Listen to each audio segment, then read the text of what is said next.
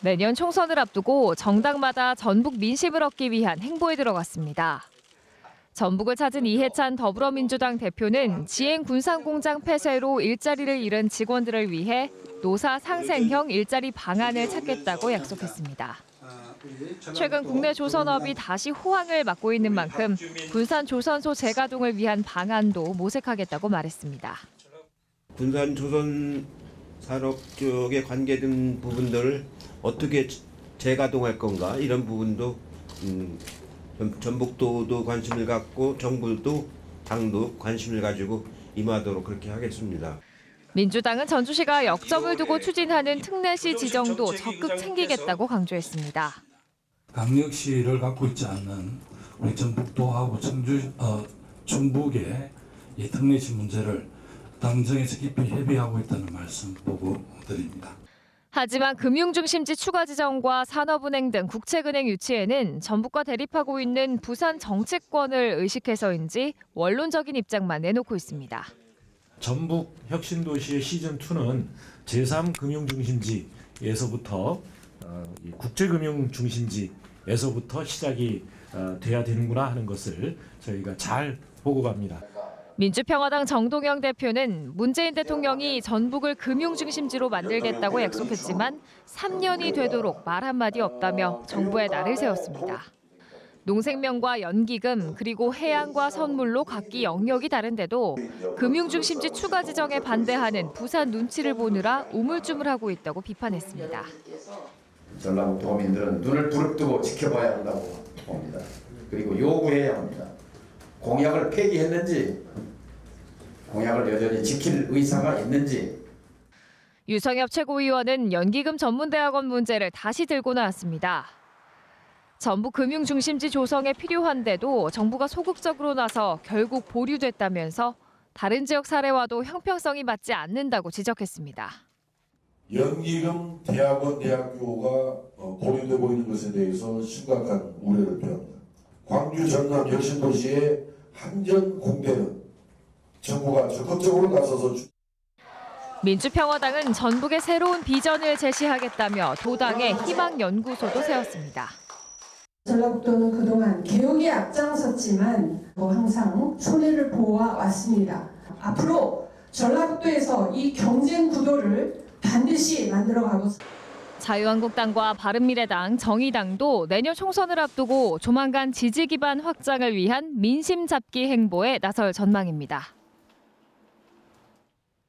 네, 시청자 여러분 안녕하십니까. 생방송 심층 토론입니다. 21대 총선이 이제 1년여 앞으로 다가왔습니다. 내년 4월 15일에 치러지니까요.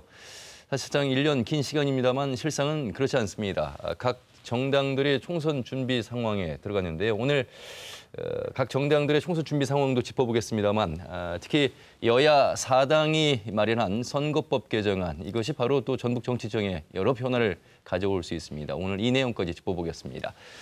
생방송 심층 토론은 시청자 여러분께서 주신 의견도 실시간으로 전해드리겠습니다. 전화와 문자로 참여하실 수 있겠습니다.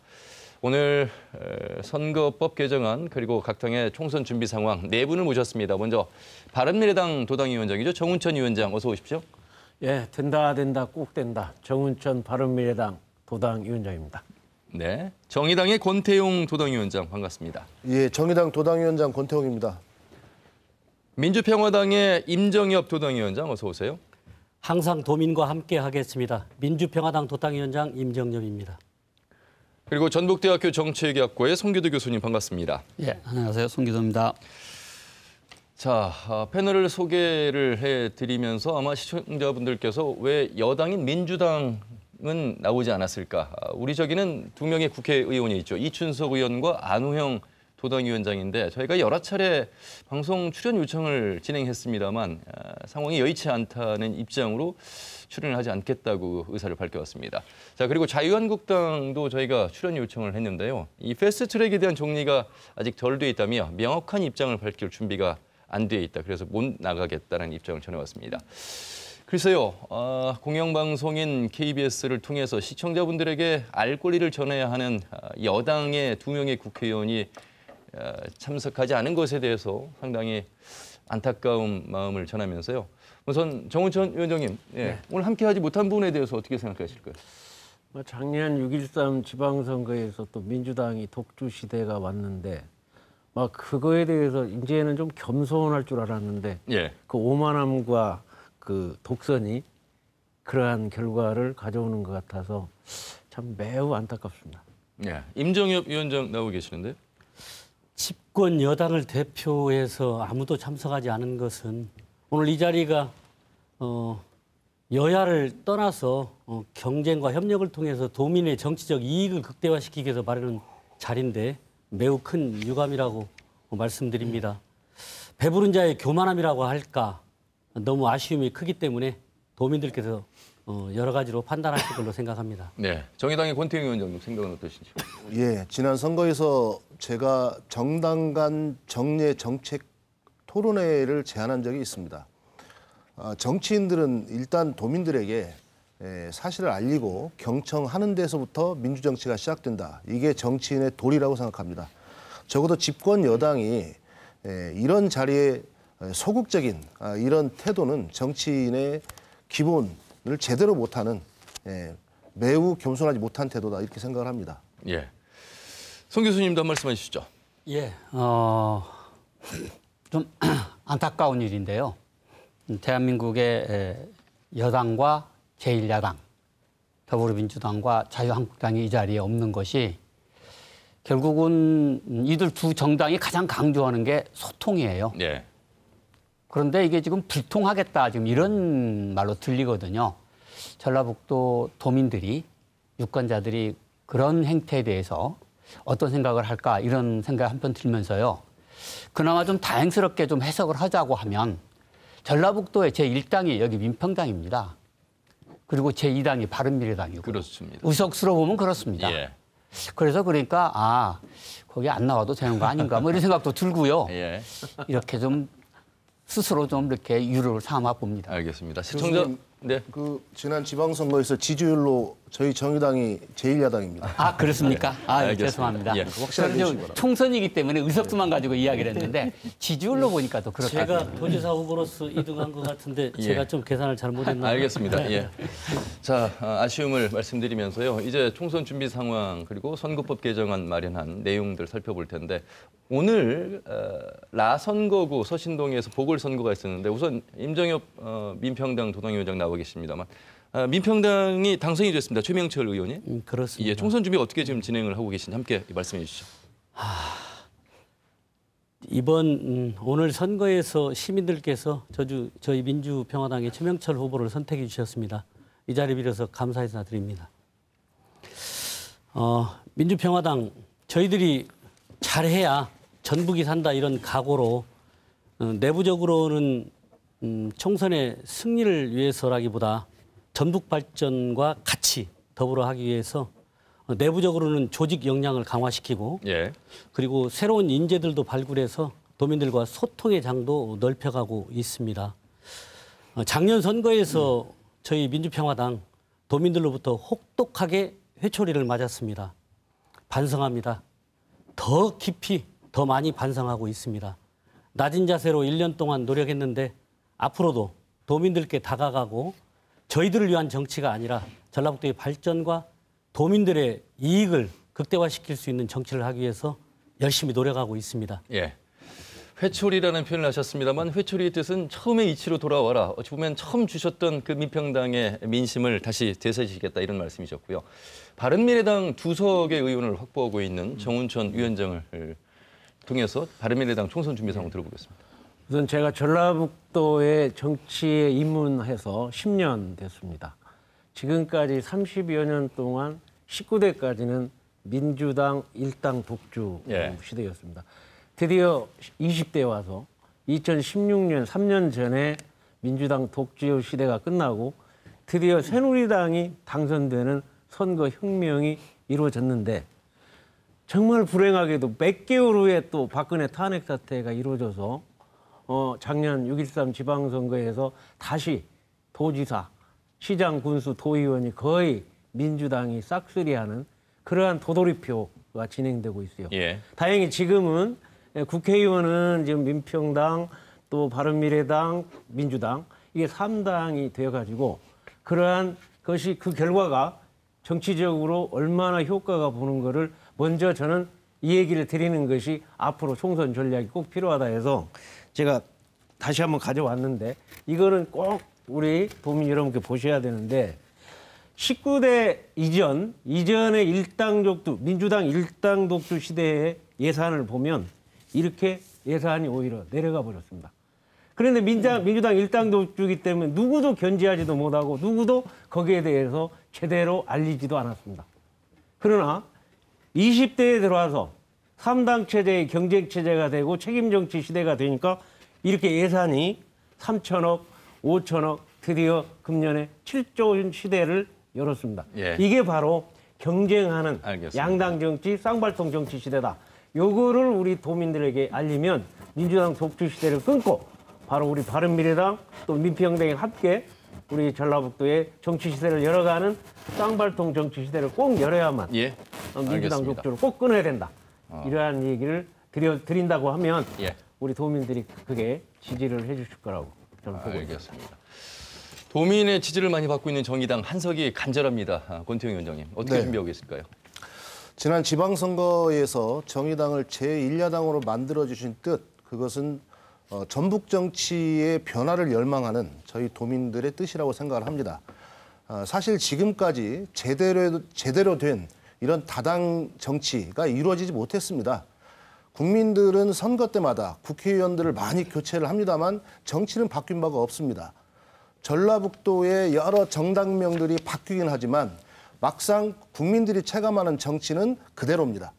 항상 뽑아줄 때만 그렇지 결국에 결과로 얘기해야 되는 정치가 전라북도가 전국에서 가장 낙후한 현실, 이 부분에 대해서 누구도 책임지지 못합니다.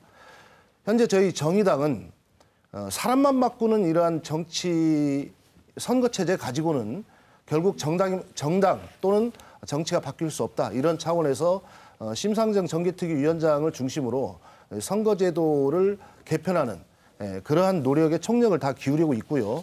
하여튼 연말까지 어떤 일이 있더라도 꾸준하게 그런 노력을 해나갈 거고요. 두 번째로 결국 정당의 가장 큰 임무는 좋은 정치인을 육성, 발굴하고 공천하는 일입니다. 현재 저희 중앙당을 중심으로 해서 당의 후보자들의 정치 교육 그리고 일상활동 이런 것들에 대해서 예. 조직적으로 준비하고 있습니다. 예.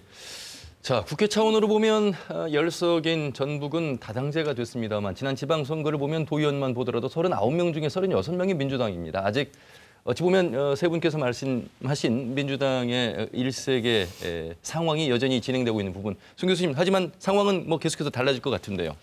그렇죠. 지난 2016년 전까지만 해도 예. 전라북도의 총선을 갖고 이야기를 하면 민주당의 아성이었다. 그렇죠. 거의 독점적으로 민주당이 이 총선을 지배해 왔는데요. 지난 2016년에 처음으로 이제 민평당, 아니 그때 국민의당이죠. 예. 국민의당이 만들어져서 제1당이 되고 그리고 아까 이야기한 대로 이제 새누리당도 의석을 차지하게 되고 그래서 이제 이 전라북도의 그 의석 구도가 다당제 구도로 이제 바뀌었어요. 그랬는데 지난 2017년 대선 그리고 또 2018년 지선에 다시 민주당으로 표가 몰아져 가는 그렇습니다. 그런 현상이 나타나서 예. 사실은 21대 총선이 어떻게 결정이 될지 앞으로 이제 1년이 조금 더 남았는데요. 네네. 굉장히 관심이 큽니다.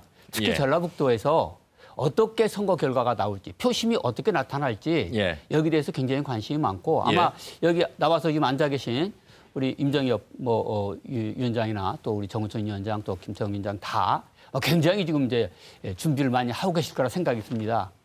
그래서 아마 저는 21대 총선이 굉장히 우리 전라북도를 위해서 굉장히 다양한 이런 정당들이 경합하는 그런 경쟁하는 이런 구도로 갔으면 좋겠다. 예. 이런 생각을 해봅니다. 그래서 아마 이제 오늘 선거가 있었잖아요. 네네. 보궐선거가. 이제 결과가 아마 아직 최종 나온 건 아니고요. 경상남도의 두 곳에서 국회의원 선거가 있는데 그렇죠. 이 선거가 끝나게 되면 아마 이제 각 당이 총선 체제로 들어갈 것 같아요. 근데 이제 그게 조금 좀 힘든 게 지금 이제 선거법 개정 때문에 패스트트랙으로 지금 묶여 있단 말이죠. 예, 예. 자유한국당을 제외한 나머지 당들이 그 패스트트랙으로 지금 그걸 하고 있는데 자유한국당이 반대하고 있고 또 내 당이 또 연합에서 패스트트랙을 내놓긴 했지만 또 조금씩 좀 이견들이 있어요. 그래서 이제 이런 것들이 잘 어떻게 될지 결론이 지금 나질 않아 있어서 참 예견하기가 힘들다. 이렇게 생각이 듭니다. 예, 자연스럽게 송 교수님 말씀하신 선거법 개정안, 그러니까 민주당이 제안을 했습니다. 그리고 바른미래당, 민주평화당, 정의당이 수용을 하면서 4당은 이 패스트트랙, 그러니까 신속하게 처리하는 안건 이렇게 이제 해석을 하시면 되겠는데 물론 아직 뭐 여러 가지 파열음이 지금 진행이 되고 있습니다. 그래서 선거법 개정안만 가지고 진행되는 것이 아니고 여러 가지가 함께 걸쳐 있기 때문에 그런데요. 이 선거법 개정안이 됐을 때 그럼 민주당이 제안한 내용은 현재 253석에서 225석으로 지역구가 28석이 줄어들면서 비례는 75석이 됩니다. 자, 여러 가지 그렇게 되면 우리 지역은 의석수가 줄어들 수밖에 없어서 송 교수님께서 좀 더 간단하게 한번 더 정리를 해주시면요. 예, 지금 이제 여야 합의안은 방금 사회자께서 말씀하신 대로 지역구 225석, 다음에 이제 권역별 비례 75석, 그리고 연동률 50%입니다. 이게 되게 우리가 이제 막 우리 이 방송 듣고 있는 청취자께서 시청자께서 많이 드실 게 독일식 이제 비례대표제 이렇게 하면 100% 연동형이거든요. 근데 우리는 이제 50%로 했고, 그다음에 비례 숫자가 좀 적기 때문에 이제 독일처럼은 안 되겠지만 이제 나름대로 조금 지난번 20대보다는 좀 나은 방법이다 이렇게 생각이 들고요. 그런데 이게 이제 의원 정수를 300석으로 그대로 유지를 하고요. 지역구 의석을 225석으로 하고 여기에 비례를 연동 의석으로 해서 50%만 합니다. 근데 요거를 50% 하고 그다음에 또 병리부석이라는 게 있습니다. 그래서 이제 권역별로 병리부석으로 또 나누는데 요걸 다 이제 설명을 하려고 그러면 시간이 좀 많이 걸리고 그래서 심상정 의원께서 그렇게 한번 이야기하신 적이 있어요. 그걸 좀 설명을 해달라고 그랬더니 이거를 국민들께서 다 아시기가 좀 힘들 것 같다. 우리가 자동차 운전할 때 자동차를 잘 운전하면 됐지. 이걸 꼭 우리가 자동차 기계까지 다 알아야 되겠냐. 이렇게 설명한 적이 있는데 저도 이거를 쭉 보면서 그런 생각이 좀 들었어요. 굉장히 복잡하게 되어 있습니다. 근데 어쨌든 이거는 가능하면 우리 이 국민들이 유권자들이 투표하는 그 표심이 민심이 표와 많이 가깝게 연결되도록 하기 위한 그러한 방편이고 그래서 굉장히 복잡하게 되어 있다는 걸 좀 말씀을 드리고 싶고요. 이번에 지금 이 선거법 개정이 그거 하나만 딱 있으면 좀 괜찮을 텐데 다른 것과 좀 연결돼서 패스트트랙이 만들어져 있습니다. 그렇습니다. 예, 그래서 이제 이게 조금 이제 복잡한데 권역별 명부제의 석패율제 우리 저 정우천 의원님께서 많이 주장해 오신 거죠. 석패율제를 도입을 했어요. 또 석패율제 도입을 했는데 지금 저 자유한국당의 여의도 연구소에서 며칠 전에 이거 위헌 소지가 있다 이렇게 이야기했어요. 그래서 아마 정우천 의원님이 그때 있을 적에는 그런 이야기 안 하더니 또 나오셔갖고 하니까 또 그렇게 이야기를 하는 거 아닌가 이런 생각도 좀 듭니다. 자연스럽게 정 의원님 생각 석패율 좀 설명을 해주시면서요. 왜 이렇게 석패율 주장을 그 오래전부터 하신 거죠? 아니 예를 든다면 과거에 제가 10년 전에 내려와 보니까 10%를 지지를 받으면 전라도 전체 30명의 의원이 있으면 10%면 3명이 당선되는 거죠. 20%면 6명이 당선돼야 되는데 1명도 당선이 안 되고 그냥 승자 독식. 그러면 이 대표성이 결여가 되는 거 아니에요. 그래서 그거를 승자 독식의 소선거제를 보완하려고 하면 그러한 석패율 제도라도 해야 지역 장벽도 극복하고 또 대표성도 인정하고 그렇게 해서 그걸 좀 해보려고 했는데 18대, 19대까지 와서도 심지어는 선관위에서 추천한 내용까지도 있었는데도 불구하고 당리당략에 따라서 해결하지 못하고 여기까지 온 겁니다. 예. 정의당 차원에서 말씀 들어보겠습니다. 정당, 그러니까 연동형 비례대표가 되면서 비례대표가 많이 늘어나면서 정당 지지율이 높은 정의당으로서는 좀 강정이 지금 바라고 있는 점일 것 같은데요. 예, 이제 저희 정의당이 바라는 어떤 그런 정의당만의 어떤 선거제도 개편 이제 이러한 개념보다는요. 선거제도 개편의 의미가 뭐냐 이게 굉장히 중요할 것 같습니다. 이제 그동안은 주로 이제 지역구에서 다수대표제로 이제 소선거구제에서 대부분 뽑다 보니까 국회의원들이 하는 일이 거의 지역구 관리하고 다음 재선되기 위한 노력이에요. 네. 4년짜리 정치를 하는 겁니다. 그리고 4년마다 정당이 바뀌어요. 그러니까 결국에 이렇게 되다 보니까 경제 문제나 복지 문제 같은 경우에는 사실 10년, 20년 준비해도 이게 어려운 거 아닙니까? 근데 그동안 정치가 특히 경제나 민생에 매우 무능한 것이 뭐냐면 이 정치인을 뽑는 제도 자체가 이런 지역구 중심의 소선거구제이다 보니까 네. 사실은 이 정치가 일관되게 책임지는 이런 정치가 안 되는 거예요. 근데 이제 연동형의 핵심은 뭐냐면 정당 득표율하고 정당의 의석수를 최대한 일치시키자는 겁니다. 이렇게 되면 함부로 정당을 해산하지 못해요. 왜냐하면 정당을 중심으로 정당 지지율이 결국에 의석이기 때문에 그러면 정당을 중심으로 정당의 정책 또 그다음에 인물 양성 그다음에 투명한 공천 이런 것들을 하면서 정당 간 정책 경쟁이 되는 겁니다. 이렇게 되게 되면 결국에 정당이 지속 가능한 정당이 되면서 장기적인 경제정책, 민생정책에 아주 실력 있는 정당이 나온다는 거예요. 근데 이렇게 바뀌지 않는 이상 아무리 정치 인물을 바꿔봐도 우리 총선 때마다 인물이 굉장히 많이 바뀝니다. 근데 정치는 안 바뀌지 않습니까? 그런 관점에서 정당을 중심으로 책임 정치를 하자. 이게 연동형 선거구제 개편의 핵심 의미입니다. 예. 나머지 이제 계산법은 사실은 이제 뭐 구체적으로 들어가야 되겠습니다만은 근데 이제 아쉽게도 민주당이 이 100% 연동형이 아니라 50% 연동형을 제안을 했어요. 이제 정의당 입장에서 보면 이건 반쪽짜리 정치 개혁 아니다. 이렇게 생각할 수밖에 없는데 지난 연말에 5당 원내대표의 합의에도 불구하고 자유한국당이 하도 목리를 부리고 아예 자기의 어떤 당론도 내놓지 않으니까 결국 그나마 아쉽지만 이거라도 이렇게 하게 되면 당의 득표율의 절반 정도는 의석이 연동이 되기 때문에 그래도 정당 정치로 가는데 뭔가 의미가 있겠다. 이런 차원에서 이거라도 하려고 하는 건데 이것도 지금 쉽지 않아 보입니다. 충분히 왜 선거제법 개정안이 나와 있는지 취지를 말씀하셨고요. 민평당 같은 경우에 지금 5석을 갖고 있는데 이거 지역구 의석수가 줄어들게 되면은 여러 가지 정치 지형이 큰 변화가 옵니다. 예, 임정희 위원장님. 지금 정당 지지율에 따른 이해득실로 한다면 민주평화당은 반대를 해야죠. 그러나 작은 소리를 위해서 해야 되는 게 아니고 우리나라의 백년대계를 봐야 된다. 다양한 계층의 목소리도 담아낼 수 있고 그리고 공천권을 쥔 자에게 충성하는 그런 하청 정치를 막아낼 수도 있고요. 예. 그리고 우리 전북에서 민주평화당이 손해를 볼 수 있을지 모르지만 이런 좋은 제도를 만들어서 국가의 백년대계를 보고 국민들이 잃어버린 내 표를 돌려달라는 얘기를 많이 하지 않습니까? 어떤 때는 50% 정도가 내가 지지한 사람이 당선되지 않습니다. 지난번 총선에서 사표가 50.7%입니다. 그렇죠. 예, 그렇죠. 49.9에서 46, 47, 50% 이렇게 계속 사표가 생깁니다.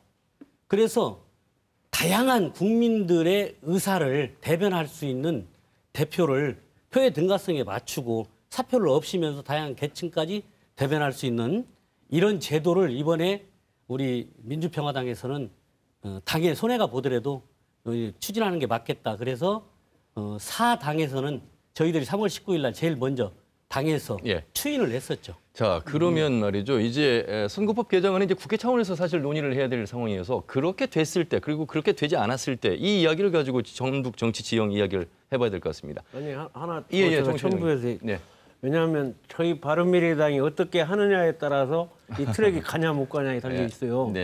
제가 아마 그 중간에 아까 권태웅 위원장님이 아까 좋은 말씀으로 다 설명을 잘 해주셨고 결론적으로 얘기하면 지금까지 30년 동안 해왔던 승자 독식 그다음에 대표성이 결여된 이 제도가 한계에 왔다. 이제 좀 바꾸자 해가지고 선거구제 바꾸는 거는 국민이 다 동의한 차원에서 우리 당 대표인 손학규 당 대표가 단식까지 해가지고 연말에 5당이 동의를 해서 가자. 거기에 석패율 조건까지 들어 있었습니다. 그래가지고 했는데 또 당리당략에 따라서 한국당이 도저히 그거를 안 받고 안 하니까 결국 민주당하고 함께해서 준연동형 50%를 받기로 했죠. 근데 거기다 공수처하고 검경 수사권까지 연동을 해놓으니까 그 안에서 복잡한 일이 이제 벌어진 겁니다. 그래서 지금 현재 우리 바른미래당에서 이번에 민주당에 우리가 조건을 내걸었는데 그게 되면 다시 한번 빨리 우리 바른미래당에서 조정자 역할을 통해 가지고 이번에 패스트 트랙으로 갈 것인지를 아마 이번 주 안에 아마 결정될 것 같은데 많이 기대해 주십시오. 예, 자 그러면 우리 지역 지금 10석의 국회의원 석을 확보한 상황에서 흔들릴 수 있습니다. 왜냐하면 지역구가 줄어들기 때문에 자연스럽게 줄어들게 되는데 2석에서 3석까지가 줄어들 수 있습니다. 이럴 때 송 교수님 이렇게 이제 패스트트랙이 처리가 돼서 본회의에서 통과가 됐을 때 우리 지역은 이제 그런 변화가 일어나죠? 근데 방금 이제 우리 정우천 위원장님께서 바른미래당이 어떻게 하느냐에 따라서 이게 될 수도 있다 이런 말씀하셨는데 진짜 그렇다고 저는 생각해요. 예. 예. 5분의 3을 예. 이게 패스트트랙으로 지금 들어갔는데요. 패스트트랙이 뭐냐면 국회 내에서 이 발의된 법안이 국회 내에서 일부 그 의원들 반대로 이게 통과가 안 되고 그냥 묶여 있고 이렇게 시간만 계속 가고 있거든요. 예. 지금 이제 예를 들어서 자유한국당은 이거 우리 선거법 바꾸자 270명으로 줄이자 차라리 지역구석 늘리고 이런 식으로 지금 말도 안 되는 이야기를 다 했단 말이죠.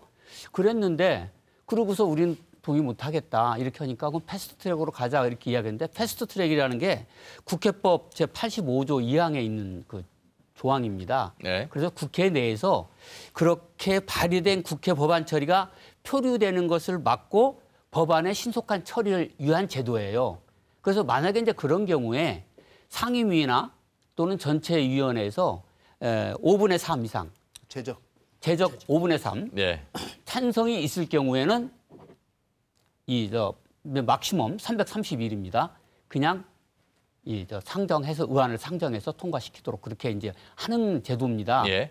그래서 여기에 대해서 지금 민주당하고 더불어민주당과 야3당 여기 나와 계신 야3당이 합의를 했는데 지금 이제 바른미래당에서 이제 문제가 좀 생겼어요. 그리고 제가 알기로는 민평당도 조금 좀 이해관계가 좀 있는 것, 몇 분 의원께서 이해관계가 있는 것 같고 가장 중요하게는 바른미래당에서 지금 이제 문제 제기를 한 게 패스트트랙에 같이 가는데 이게 선거법만 가는 게 아니고 방금 이야기한 이 공수처 설치, 그 공수처에 기소권을 주느냐 마느냐 이 문제가 별려져 있어갖고 반대하고 있거든요. 그러니까 고위공직자 비리 수사처 공수처 같은 걸 오늘 얘기하려면 사실 길어지기 때문에요. 아니, 그걸 연계해서 선거법하고 지금 이야기하고 있어요. 그것만 마무리하면 마무리하시면. 공수처 법안이 제왕적 대통령적 중심이 더 강화되는 방향은 안 되겠다. 그러니까 수사권과 기소권을 같이 줘버리면 오히려 크게 강화되니까 그것만 분리해 준다고 하면 우리가 거기에 같이 함께 하겠다 이런 거거든요. 이게 민주당이 그거를 주면 이제 우리가 당론으로 결정해서 패스트트랙으로 갈 수 있는 조건이 되는 거죠. 알겠습니다. 자 그러면 10석에서 뭐 7석, 8석이 될 수도 있습니다. 이럴 때 이제 그 변화를 아마 시청자분들께서 굉장히 궁금해하실 것 같아서 민평당 먼저 입장 말씀드립니다. 제가 좀 말씀드릴까요? 권태용 위원장. 만약에 225석으로 줄게 되면 한 선거구의 최고 인구가 대략 15만 3천에서 30만 7천 정도 됩니다. 그러면 현재 익산이 29만 3천 명이고 임실, 순창, 남원과 김제, 부안이 대략 14만쯤 돼요. 그러면 3개 선거구가 문제가 되는 거거든요. 왜냐하면 15만도 안 되기 때문에 또는 익산 같은 경우에는 30만이 안 되기 때문에 15만에 30만 사이야 되거든요. 그러면 이제 제가 계산할 때는 3석까지는 줄지 않고요. 전라북도가 많이 줄면 2석 정도 줄 수 있습니다. 근데 거꾸로 전체적으로 비례가 75석인데 호남 그러니까 전남, 광주, 전북, 제주에 75석 중에 9석이 배정이 돼요. 근데 인구 비례로 계산을 해보니까 전라북도가 대략 3석 정도가 이 연동형과 병립형을 통해서 얻을 수 있는 의석입니다. 그러니까 전체적으로 보면 오히려 지역의 경우에는 의석이 주는 가능성보다는 늘 가능성이 많다. 저는 오히려 한 석 정도 늘 가능성이 높다고 계산했습니다. 그래서 오히려 의석이 줄까 봐 이 준연동형의 어떤 선거제도에 대해서 지역에서 걱정할 이유는 없다. 지역구는 줄어듭니다. 그런데. 지역구는 줄지만 거꾸로 얘기하면 지역구 관리에서 자유롭게 지역을 위해서만 내지는 국가를 위해서만 일할 수 있는 그런 지역구 관리에 부담이 없는 그런 국회의원 수가 더 늘어난다는 거예요. 그런 차원에서 훨씬 더 일하는 국회가 될 거다. 그래서 수를 가지고 걱정할 문제는 아니다 이렇게 생각합니다. 민평당 입장 들어보겠습니다. 기본적 설명은 맞는데 줄지 않고 일로 늘을 수 있다라는 것에선 잘못된 계산인 것 같습니다. 한석 정도? 아니, 그건 맞지 않고요. 네. 왜냐하면 기존에 지금 28석의 지역구석이 줄기 때문에 75석으로 전국구가 늘잖아요. 그러면 호남 제주 권역이 9석이 배정이 될 텐데 75석 중에 75석 중에 네. 그러면 그중에 3석 정도가 전북 몫이 될 것 같다라는 얘기시잖아요. 네, 네. 비례대표로. 네. 그런데 기존에는 10석의 국회의원 플러스 전국구 중에 우리 전북 출신이 지금 같은 경우도 활동하는 사람들이 여럿이에요. 비례대표. 그러니까 네. 실질적으로 는다라고 늘을 수도 있다라는 것은 맞지 않고요. 그러나 그럼에도 불구하고 이것은 승자독식과 지역색이 너무 강한 이런 투표 잘못된 그리고 사표가 너무 많은 네네. 이런 투표 행위 이걸 막을 수 있고 각계각층의 다양한 목소리를 담아낼 수 있는 이런 선거제도 그리고 정당이 바른 정치를 할 수 있는 이런 획기적인 방법이기 때문에 수가 줄어도 크게 줄지만 않는다면 그대로 가는 것이 맞지 않을까. 저는 는다라고 하는 데는 동의를 못하고 10석 정도는 그래도 충분히 유지할 수 있겠다. 이렇게 표현합니다. 일단 전북 차원에서 이제 설명을 아니, 드린 거고요. 비례대표가 원래 있는 데서 전북 출신이 지금 같은 경우도 6명이에요. 예전에 지난번에 그 장관 발표할 때 지역 출신이라는 게 뭐냐 가지고 논쟁이 된 바가 있습니다. 현재 활동하고 있는 김중로, 우리 박주연 전부 다 전북 출신이거든요. 잠깐만요. 그거는 중요한 쟁점은 아니고요. 그건 비례대표인 거고 이렇게 하면 연동형 비례대표나 석패율제로 하면 그 지역을 지정하는 거기 때문에 그렇죠. 지금하고는 좀 다릅니다. 아, 그러니까요. 그러나 총수로 보면 우리 지역 출신들이 그럴 수 있다. 자, 근데 이제 오히려 말씀드리고 싶은 것은 이제 전북 지역을 대표한다. 내지는 어떤 전북의 여러 가지 어려운 점 이런 것들에 대해서 정치적으로 뭔가 좀 전북이 배려되는 이런 결과가 나온다. 어떻게 되면 그렇게 될까? 현재 전북 지역 출신의 정치인들이 한석 느느냐 주느냐 이게 결정적이지 않다고 봅니다. 왜냐하면 수의 논리로만 보면 전국에서 전라북도는 항상 소수예요. 그렇죠. 그러면 이게 한석 는들, 한석 준들 항상 수의 논리가 중심이 되는 정치에서는 전라북도는 소외받을 수밖에 없습니다. 다시 말해서 국회 자체가 사실은 소수 지역 내지는 소수자를 얼마나 제대로 대변할 수 있는 이런 국회로 바뀌느냐 이런 게 훨씬 중요하다는 거예요. 그런 차원에서 연동형이 도입이 됐을 경우에 소수 정당들도 원내 진입이 가능하고 그다음에 진정한 의미의 이제 정당 중심의 어떤 정책 경쟁 이런 것도 이루어지기 때문에 원래 정치라는 게 사실 있는 분들에게는 꼭 필요 없어도 살만한 거잖아요. 그러면 정치의 본령은 정말 없는 분들, 서민들을 원래 대변하는 게 정치의 본령이거든요. 이제 그런 차원을 놓고 보면 연동형의 의미는 그런 데서 있고 또 전북이 굉장히 어려운 지역이기 때문에 그런 연동형으로 구성된 국민을 닮은 국회가 됐을 경우에 전북에 훨씬 유리한 정책들이 잘 채택될 거다. 오히려 이 편을 크게 봐야 됩니다. 예. 자, 저는 늘었으면 좋겠다, 안 늘었으면 좋겠다가 아니고 늘었으면 좋겠는데 물론이죠. 꼭 는다는 보장은 없다라는 것이고요. 그리고 수도권 중심으로 아시는 것처럼 준연동형 비례대표제로 간다고 하면 충청권은 현 의석수가 거의 유지가 되고 수도권은 늘어나고 강원도나 우리 그 경상도나 우리 전라도가 호남 지역이 이 의석수가 줄지 않겠습니까? 예. 그래서 이 50% 준연동형 플러스 자녀 의석에 관해서 배분에 관해서는 자유한국당이 다시 선거제 개편에 논의가 들어오면 소외된 지역, 농촌 지역의 의석을 늘릴 수 있는 방법을 더 노력하는 방법으로 우리 민주평화당은 앞으로 활동을 할 생각들입니다. 예, 송 교수님 말씀 들어보겠습니다. 아마 그 방금 저는 같은 이야기를 지금 좀 다르게 하고 계시다 이 생각이 드는 게 현재 그 선거 제도에 의하면 비례 의석이 있는데 이게 전국을 단위로 하는 비례 의석이에요. 그렇죠. 그러니까 거기에 우리 전라북도 사람이 들어가고 안 들어가고 이게 좀 묘하단 말이죠. 근데 지금 현재 민평당의 지금 입장에서는 대부분이 전북 출신들이 많이 있어요, 비례에. 그래서 근데 이번에 바뀌게 되면 거기는 권역별 비례대표제가 되는 겁니다. 그렇죠. 그러니까 그거는 우리 전라북도의 비례 의원이 되는 거예요. 확실한 전라북도 비례대표. 그러니까 이제 그 숫자를 더우면 이제 맞고 혹은 사실은 같은 이야기다라고 생각은 들고요. 크게 본질은 아니죠. 예, 그러니까 크게 본질은 아니다. 그리고 가장 큰 거는 이렇게 생각하시면 될 것 같아요. 전라북도가 대한민국 정치권에서 차지하는 위상이 기본적으로 지금 10명 내외라고 하면 이거는 안 바뀔 것 같아요. 전라북도 인구가 급격히 늘어나지 않는 이상은. 네. 그렇다고 하면 국회에 14개 상임위원회가 있는데 14개 상임위원회 다 못 들어가요. 빠질 수밖에 없다 그렇죠. 이런 이야기예요. 예. 그래서 근데 이제 우리 전라북도의 입장을 10명으로 다 대변하려고 하는 거는 저는 무리라고 보고 우리 전북 출신이긴 한데 항상 이게 이제 또 어디 출신이냐 이렇게 이야기 되는데 우리 여기 출신인데 서울 가서 사시는 분, 여기 출신인데 저 경기도 가서 사는 분, 수도권 가서 사는 분 많이 있어요. 예를 들면 정세균 의원도 원래 여기 사람인데 서울 종로에서 의원하고 그렇죠. 있지 않습니까? 예. 그런 분들이 많이 있으니까 그분들을 활용할 수밖에 없다.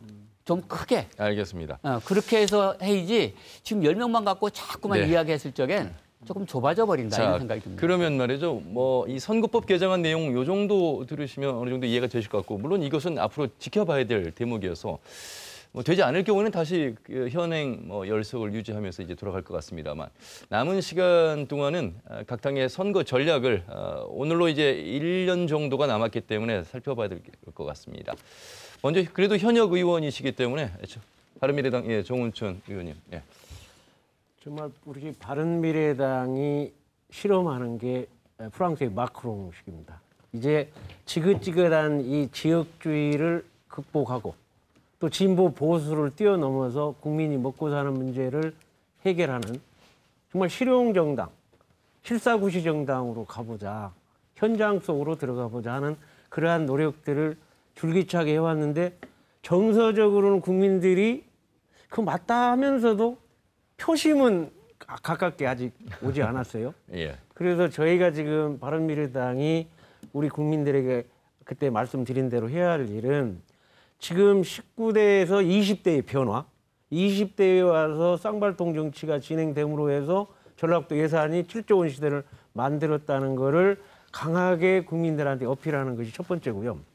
두 번째는 지금 전라북도의 교육도시의 전라북도가 지금 망가지고 있습니다. 제가 이 판넬을 하나 가져왔는데요. 아니 제가 요즘에 그 상산구 문제로 심각하게 지금 현장에 지금 와서 연구하고 심지어는 아까 전라북도 출신 10명 우리 의원이 아니고 20명이 공동 성명서를 발표하고 그 사인을 가지고 우리 교육감한테 와서 이런 문제는 이렇게 해결하면 안 된다고 했는데도 불구하고 제가 그래 내용을 좀 이렇게 보니까 2016년도에 전라북도의 중고등학교 교육이 학업 성취도 평가가 최하위입니다. 그다음에 국영수 미달률이 전국 제일 꼴찌입니다. 아니 뭐 교육청에서 해야 할 일이 여기에 학업 성취도 올려야 되고 국영수 미달률 올려야 되는데 어떻게 김대중 정부 때 시작해서 20년 동안 키워온 상산고 최고의 명문학교 정말 우리가 가장 서울에서 전라북도의 교육으로 최고의 자랑거리인 상산고를 지금 취소하게 돼 있는 상황이 벌어졌어요. 그 이유도 뭐냐면 전라북도 바깥에는 평가 점수가 70점인데 예. 전라북도만 80점이고 또 사회적 배려자를 강제 조항을 넣고 자율 조항인데 그걸 넣어가지고 지금 취소 위기까지 와 있습니다. 만약 이래 되면 전라북도가 예산 만들려고 저는 엄청 고생했는데 여기 와서 그러한 명문학교를 만약 폐지한다고 하면 과연 앞으로 인재 배출을 어떻게 할 것이냐. 이 문제를요 이번에 확실하게 우리 도민들에게 알려서 정말로 전라북도 한번 미래 발전을 위해서 뛰어보자. 우리 바른미래당이 조정자 역할로서 집중적으로 그 문제를 하고 또 중앙에 가서도 조정자 역할을 할 거다 하는 거를 국민들한테 확실하게 심어준다고 하면 도민들께서 저희 당에 큰 지지를 해줄 거라고 저는 믿고 그 방향으로 노력할 생각입니다. 예, 잠시 뒤에는 이제 더 구체적인 또 답변을 좀 해주시길 바라겠고요. 정의당 총선 준비 상황 살펴보겠습니다. 저희 당 말씀하시기 전에 금방 우리 정운천 의원 말씀하신 것 중에 한두 가지만 말씀을 드릴게요. 그 정치인들이 전부 다 그 플랜카드 붙여서 전북 7조 원 시대에 전부 본인들 내지는 본인 당의 성과인 것처럼 말씀하시는데 정확히 말씀드리면 우리 전체 국가 예산의 증가율보다 전부 예산의 증가율이 떨어졌어요. 7조 원을 자랑할 게 아니고 사실 전북이 예산 증가율이 전국 평균보다 낮습니다. 오히려 부끄러워하고 고민해야 될 문제다. 제발 앞으로 7조 원 좀 예산 시대 자랑 좀 안 하셨으면 좋겠고요. 예. 그다음에 최근에 이제 교육도시 얘기하면서 상산고 말씀을 하시는데 여러 가지 측면이 있습니다. 근데 너무 상산고 문제를 정치권이 너무 깊숙하게 개입하는 건 전 적절치 않다. 굉장히 할 얘기가 많지만 거기까지 말씀을 드리고요. 예.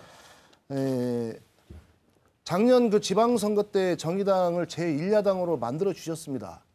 저희 정의당이 정책적인 대안도 있고 그리고 세상을 바꿀 열망도 있고 자신감도 있습니다. 다만 부족한 건 표가 좀 부족합니다. 좀 저희를 좀 많이 좀 보내주시면 실제 제1야당 역할을 제대로 하겠는데 작년 지방선거 때 12.88%를 얻었습니다마는 광역 도의원이 딱 한 명 들어갔습니다. 현재 이 선거제도가 너무 이 장벽이 높아가지고 저희 같은 정당들이 당으로서 지지를 받아도 정말 활동하기가 너무 어렵다. 그런 차원에서 역시 선거제도 개편 문제가 굉장히 중요하다 이렇게 생각을 하고요. 두 번째로 경제가 지금 화두입니다. 전북이 너무 살기 어렵고요. 이제 전북의 어떤 특색 있는 어떤 발전 전략이 필요하다. 근데 과연 그동안 전라북도의 의석을 가진 정당들이 전북의 특색 있는 발전 전략을 세워왔는지 정말 묻고 싶습니다.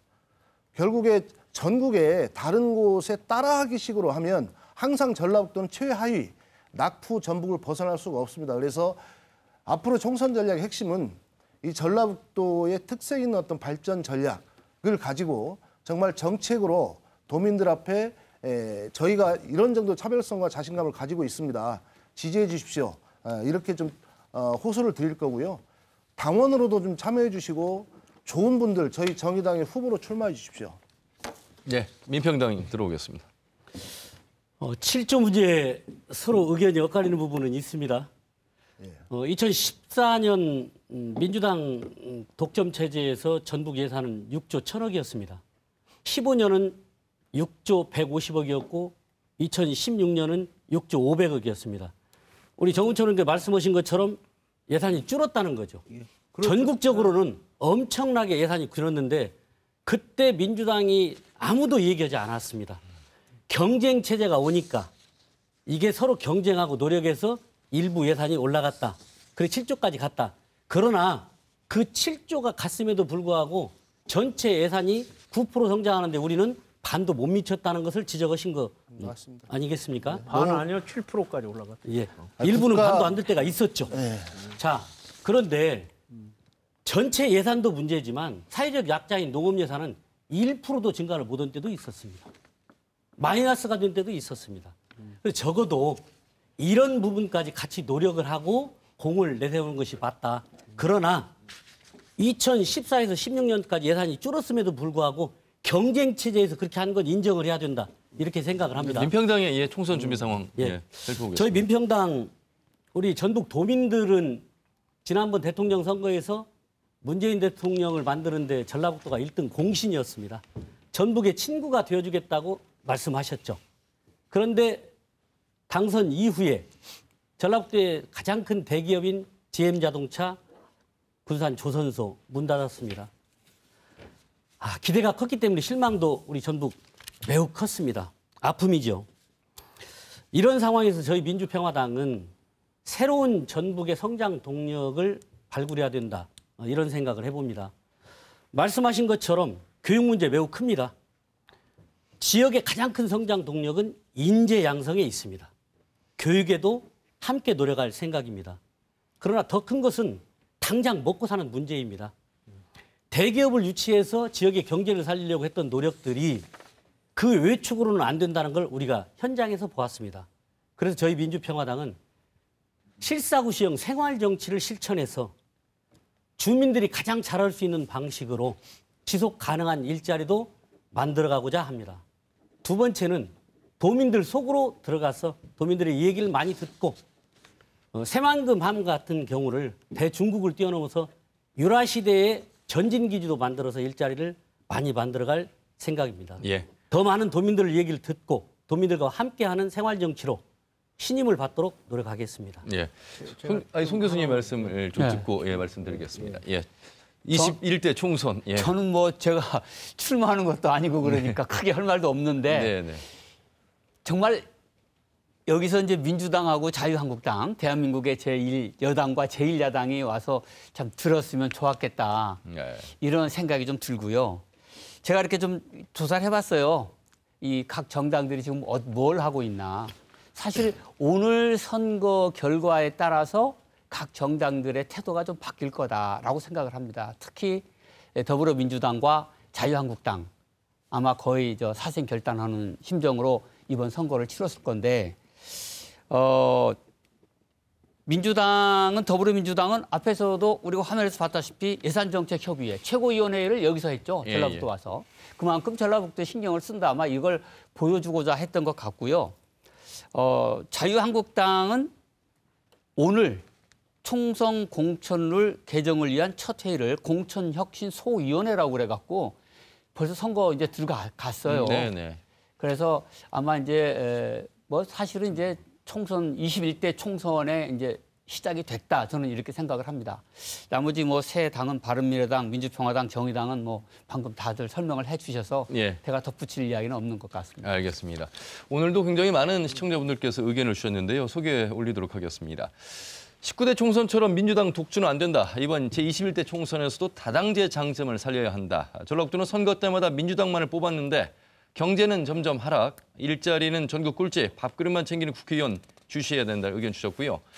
역시 당만 보지 말고 인물을 보고 국민 대표를 뽑아야 한다. 여당 프리미엄만 믿고 일 안 하는 민주당, 민주당에 대한 이야기가 상당히 많습니다. 정의당의 활약도 기대한다. 또 많은 의견 주셨는데 몇십 년 동안 똑같은 당을 뽑아줘도 전국 발전에 도움이 안 되고 공공기관 빼앗기기만 했다. 이런 의견들로 저희에게 보내주셨는데 이건 어디까지나 시청자 의견을 제가 그대로 전달을 해드린 부분이고요. 아마 한 분 한 분 유권자분들께서 이제 느끼시는 바가 있고 1년 동안 잘 지켜보셔야 될 것 같습니다. 벌써 이제 마무리를 해야 될 시간이어서 좀 더 구체적으로 이런 부분은 우리 당이 총선에 정책과 공약 내지는 인물 중심에 서겠다. 요약해서 좀 말씀을 해주시면 되겠습니다. 정의당 먼저 듣겠습니다. 예. 인물 보고 사람을 뽑는다는 게 굉장히 바람직하지만 쉽지 않습니다. 왜냐하면 총선 때, 선거 때만 나와서 하는 얘기를 가지고 그 사람의 됨됨이나 정책 능력을 알 수가 없습니다. 저는 정당을 보고 찍어야 된다 이렇게 생각을 합니다.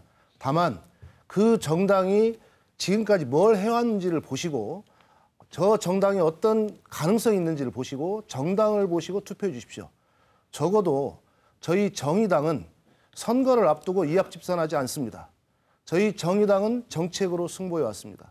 저희 정의당은 도덕적으로 정치의 기본에 충실하고 있습니다.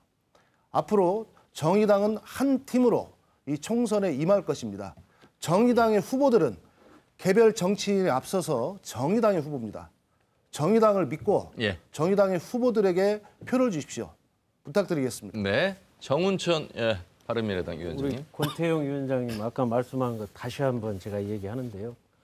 이렇게 올라간 거 폄하시켰는데 2016년에 올라간 걸 폄하시킨 게 아니고 정부 예산이 7조 원을 너무 홍보한다고 말씀드린 거예요. 10% 올라가는데 이렇게 예산이 민주당 정권 하에 있을 때 내려가는데 정의당이 비판했어야 할 거 아니에요. 이렇게 내려가 버렸는데 이렇게 1조 원을 올린 이 자체에 대해서 작년에 새만금만 해도 9천억을 1조 1천억 올렸거든요. 시간이 많지 않아서요? 제가 다시 한번 얘기하면 제가 드리고 싶은 얘기는 이런 거고요. 그다음에 교육 왜 그랬냐. 이렇게 꼴찌 되는 거 이거 비판했어야죠. 저는요. 여기 내부에서요. 여기 도지사든 여기 도의회 의원이 민주당 정권이거든요. 민주당에서 이런 문제를 해결해야지 왜 정치권에 올라오게 하냐 이거죠. 제가 다시 한번 구체적으로 우리 제가 3년간 이제 예결위원이 되면서 지금 새만금 공항 예타 면제됐다고 좋아하시죠. 그러나 저는 갈 길이 봅니다. 다시 말하면 거기에 항공 우주 산업을 위한 항공 정비 공장이 와야 되고 훈련장이 와야 되고 거기에 따라서 MRO 거기 다음에 민수용 공장이 와야 거기 새만금 공항이 활성화됩니다. 또 항만도요. 항만 지금 3만 톤 갖고 안 됩니다. 그러니까 꾸르주항이 될 수 있도록 해가지고 마이스 산업이 와야 합니다. 거기다가 탄소 산업 진흥원 만들어야 합니다. 거기에 국가식품 클러스터 해야 합니다. 이러한 일들을 3년 동안 하면서 앞으로 해야 할 일들을 실사구시 차원에서 다 하는 준비를 다 해왔습니다.